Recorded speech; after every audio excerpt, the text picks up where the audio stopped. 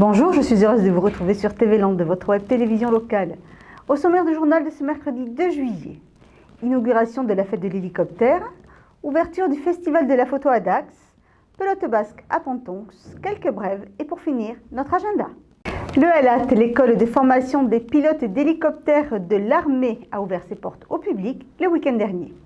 2 jours pendant lesquels visiteurs et passionnés ont pu découvrir le puma, le tigre ou encore la gazelle en démonstration. Pénétrer sur une base militaire, pouvoir monter dans des hélicoptères de l'armée, assister à des exercices, c'est ce qu'offre tous les 2 ans la fête de l'hélicoptère. D'habitude discrète, l'école de l'aviation légère de l'armée de terre offre ici à tous l'occasion de découvrir le métier de pilote et les machines. Les fêtes d'hélicoptères sont un moment important, c'est le moment où on invite la population dacquoise à venir voir l'école, à venir voir les personnels qui servent les hélicoptères qu'ils voient voler dans le ciel tous les jours. Ces hélicoptères qui font un peu de bruit, même si aujourd'hui avec le Calliope on entend moins l'hélicoptère, mais quand même, et leur montrer ce que l'on sait faire avec ces hélicoptères. Pilotes d'hélicoptères, mais aussi de voltige ont donc assuré le spectacle.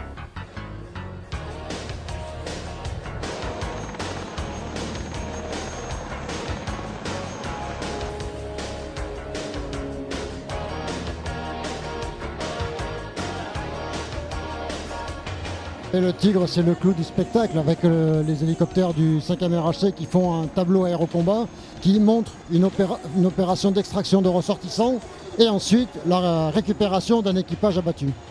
Baptême de l'air, démonstration et rencontres avec les pilotes ont rythmé ces 2 jours, de quoi susciter des vocations. Je vais vous dire que quand on est pilote d'hélicoptère, on n'a aucun regret de piloter. D'abord, on est près du sol. On est à des vitesses que je qualifierais d'humaines, donc on sort de la vitesse mythique de l'avion de chasse, mais en revanche on est au plus près des arbres, on vole au milieu des obstacles, on a vraiment l'impression de piloter des appareils que nous on prétend aussi être des Formule 1. Je peux vous dire que si vous avez envie de piloter, de vous amuser mais de façon sérieuse et d'y trouver beaucoup de plaisir, venez piloter les hélicoptères. École de formation de tous les pilotes d'hélicoptères de l'armée et de la gendarmerie.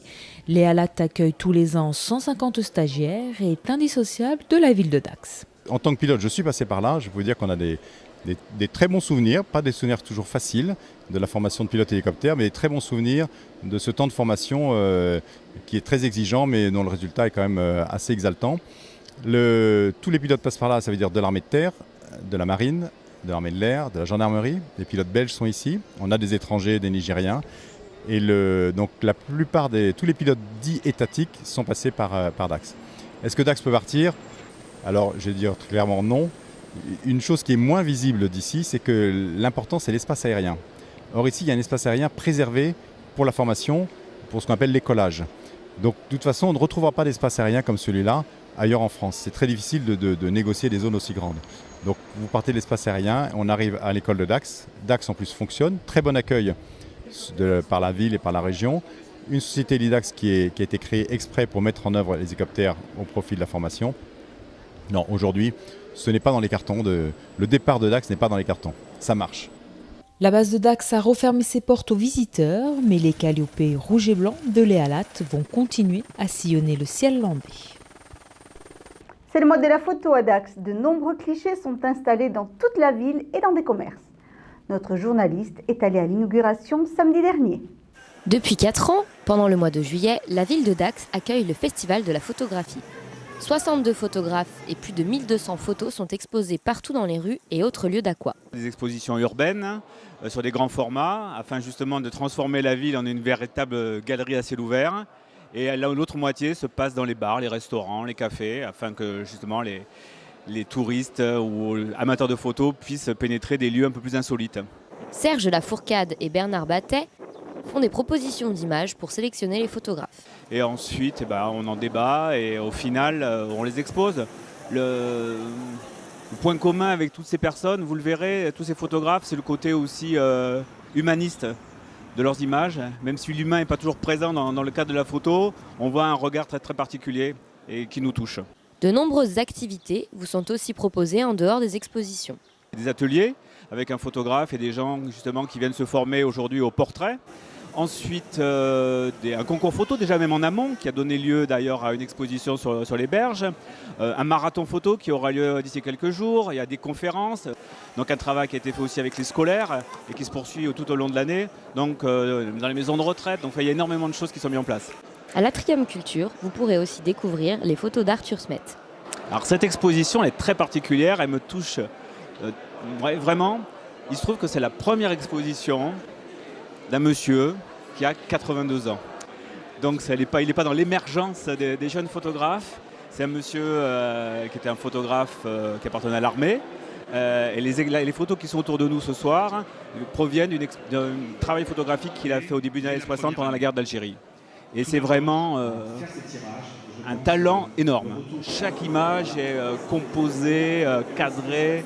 Il y a vraiment un regard photographique et puis comme je disais tout à l'heure, un regard humain derrière des scènes dans une période particulièrement tourmentée. Ce monsieur, 82 ans, bien sûr il a fait une carrière dans l'armée en tant que photographe, mais quand on voit la qualité de ses photos, il fait partie des plus grands photographes français à mes yeux, quoi. Et on est passé à côté de lui. Donc heureusement, la ville de Dax lui rend hommage à travers cette expo. Arthur Smet est devenu photographe parce qu'en 1957, le colonel Bijard l'a remarqué avec son appareil qui ne quittait pas sa poitrine. Il a alors commencé à couvrir le secteur et c'est quelques 14 700 photos plus tard qu'il expose pour la première fois à l'Atrium Culture. Je n'ai jamais exposé et je n'ai jamais montré, mes photos comme ça. Jamais. Parce que je ne voyais pas un intérêt comme ça. J'avais 17 laboratoires là, mais je cartonnais, même la nuit. Quand le colonel demandait des photos, il ne fallait pas qu'il dise 2 fois. Alors je disais à mes petits gars, et les enfants, hop, on bosse ce soir. 2 fois, 2 nuits ou 3 nuits. Et puis après ça, quand toutes les photos tirées en 60-45, collées sur bois, elles étaient dans les couloirs des laboratoires, le colonel passait. Et alors Arthur, regardez, il y a tout ça. Voilà. Et ils étaient émerveillés et moi j'étais heureux comme un chef. Alors l'expo de ce soir, c'est grâce au commandant Habert. C'est un homme extraordinaire. Et puis alors même le colonel qui est venu me voir, alors je suis vraiment un homme très très heureux. Et mes enfants sont là et c'est un grand honneur pour moi de tout ça. De ne pas décevoir. L'honneur parce que je suis un homme d'honneur et de respect surtout. C'est mes mots-clés ça. Le devoir, faire son devoir vis-à-vis de tout le monde. Et si j'ai pu le faire au travers ces photos, merci mon Dieu. Nous avons de plus rencontré Julie de Varroquier, une talentueuse photographe qui expose dans les jardins de la mairie de Dax.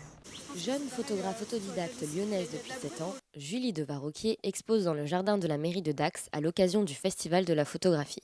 Au début, comme beaucoup de gens, j'ai un peu tout testé comme style de photo. J'ai fait de la macro très vilaine, de la photo de rue tout aussi vilaine. Et du coup, j'ai assez vite découvert que moi, ce que je préférais, c'était les mises en scène. Tout créer de toutes pièces, mes propres histoires. Et donc, c'est vraiment venu assez spontanément.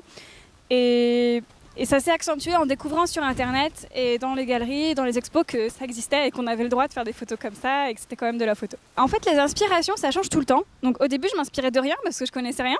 Donc, c'était peut-être davantage des lectures, beaucoup de lectures, je pense, de mon enfance. Je suis d'abord lectrice et à la base, aucune culture photographique.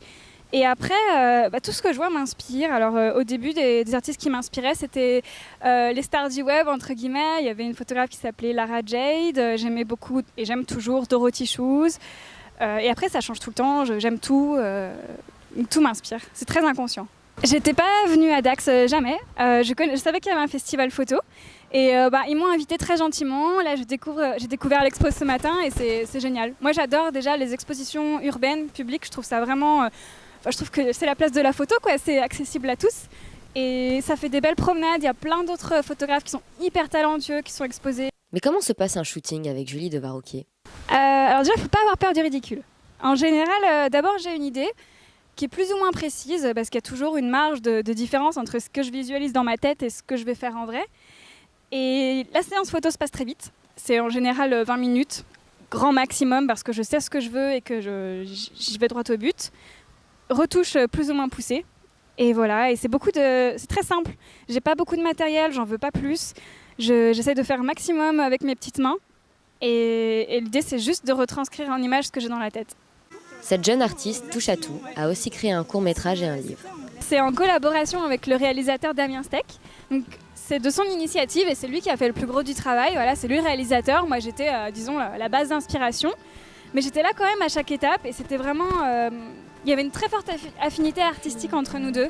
De même avec la comédienne, de même avec tous les membres de l'équipe. Et ce court-métrage, donc, c'est l'adaptation au film de mes photos. Il y a un scénario qui est propre, mais au fur et à mesure du film, on peut voir mes photos qui transparaissent et qui sont reprises, qui sont adaptées. Et c'est le même univers et à la fois c'est une autre histoire. Et voilà. Enfin, c'était une merveilleuse aventure, ce court-métrage qui s'appelle Rivalité.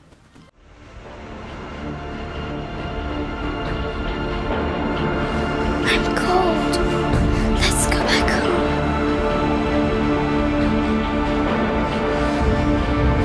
I don't want to feel reality's bites anymore.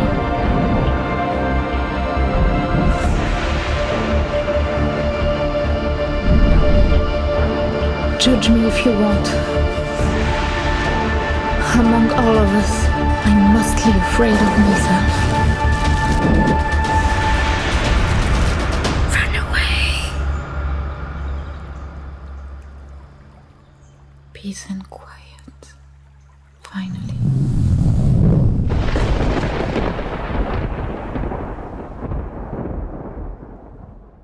Le livre, c'était en fait grâce au livre que Damien a découvert mon travail. Donc on présente en fait le film comme étant l'adaptation de mon livre. Et ce livre, ça regroupe 50 créations photographiques avec des textes inédits qui me permettent moi de donner une unité à l'ensemble et d'apporter davantage de personnalité à l'objet, qui donc est censé être unique, même si toutes les photos sont visibles sur Internet. Et pour ceux qui seront sur place ou qui voudront se déplacer, la première projection publique de Rivalité aura lieu à Paris le 4 juillet. Julie vous réserve plusieurs expositions à la rentrée, mais il faudra être patient pour en savoir plus. Samedi dernier, sur le fronton de Pontonx, 3 matchs de pelote basque se sont déroulés. Il s'agissait de la finale du tournoi des Landes hommes, de la Coupe des Landes féminines et du Trophée des Landes hommes. Regardez.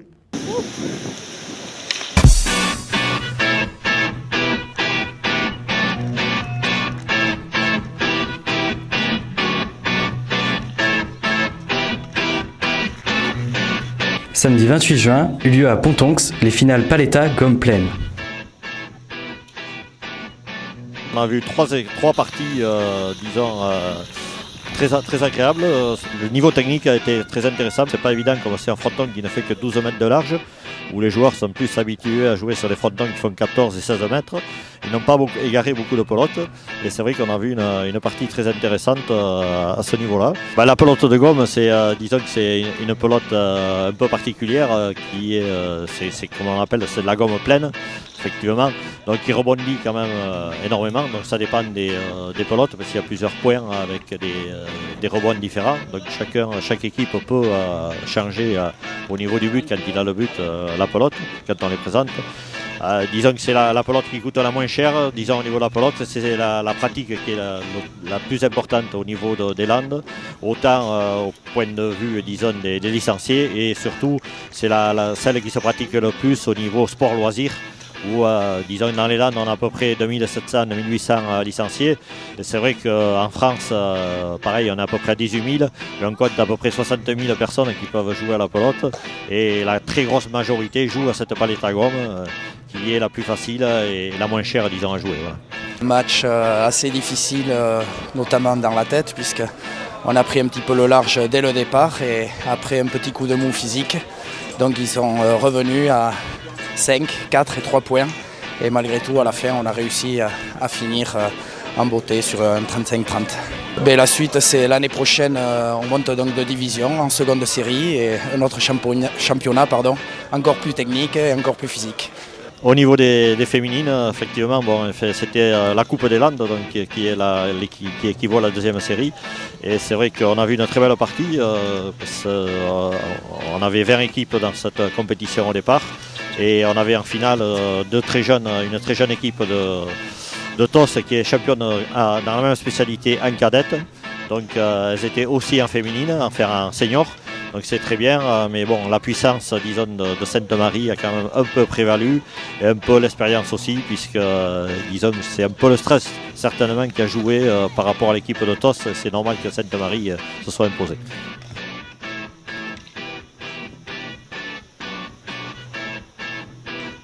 Alors on a commencé par un très mauvais départ.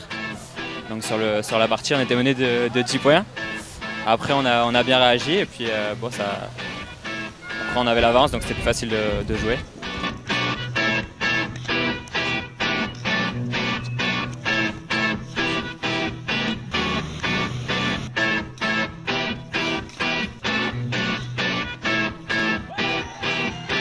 Quelles sont les raisons qui vous ont poussé à faire de la pelote ? Tout simplement parce que dans beaucoup de villages landais, on a un fronton. Donc dès le plus jeune âge, on nous amène à la sortie de l'école vers le fronton. Et c'est comme ça que naît la vocation des pilotaries dans le coin, dans le secteur. La pelote a un fort succès au niveau de la région. Peut-on la trouver ailleurs ? Ça vient de nos amis de l'autre côté de la Dour, mais qui tend à se nationaliser, puisqu'il n'y a pas que dans les Landes et le Pays Basque. Il y a plein de clubs du côté de Toulouse, de Bordeaux, de Paris, Cannes. Il y en a même en Corse, avec un magnifique fronton au bord de la mer, entre autres. Donc non, c'est vraiment un sport national, la pelote. C'est un sport complètement amateur. À ma connaissance, il n'y a, je pense, qu'un seul maintenant pilotari qui est professionnel, mais autrement c'est un sport purement amateur.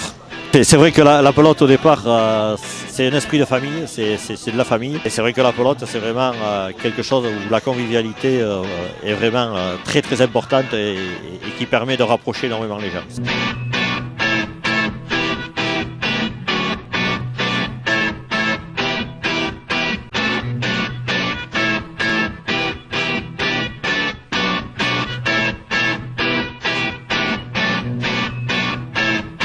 Avant votre agenda, voici quelques brèves. Depuis hier, la navette Vitanville numéro 1 de Dax s'arrête de nouveau à la Fontaine Chaude, comme elle le faisait avant le début des travaux.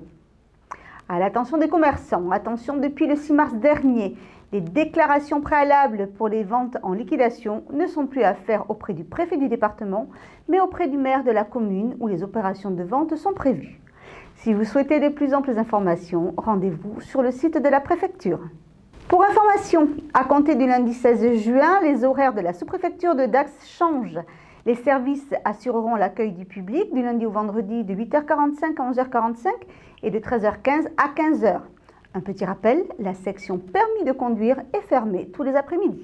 D'importants travaux d'aménagement vont démarrer au centre hospitalier de Dax Côte d'Argent. Le chantier d'une durée de 10 mois concerne la zone d'accueil et des admissions.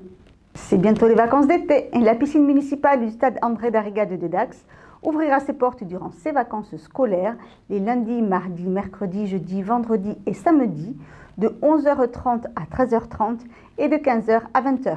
Et le dimanche de 10h à 12h et de 15 à 20h. Et pour finir, restons à Dax où la location par internet des 18 spectacles taurins et musicaux de la Temporada dacoise est ouverte depuis mardi 1er juillet sur le site de la ville de Dax. Un petit tour sur la côte maintenant avec le démarrage de l'opération Socios Ronde 2 pour l'US Tyros Rugby. Les 4000 socios ont aidé le club de la saison dernière à atteindre les demi-finales du championnat aux portes de la Pro D2. Il tâchera de faire mieux cette année. Et maintenant, voici notre agenda. Garçon la Note entame sa seconde année avec au programme 26 concerts dans toute la ville de Dax. Pour débuter la saison, Duende, un groupe de salsa hip-hop rock, ouvre le bal jeudi au Patio des Arènes à 19h. Rencontre avec Fabienne Thomas, auteure de L'Enfant Roman, vendredi 4 juillet à partir de 19h.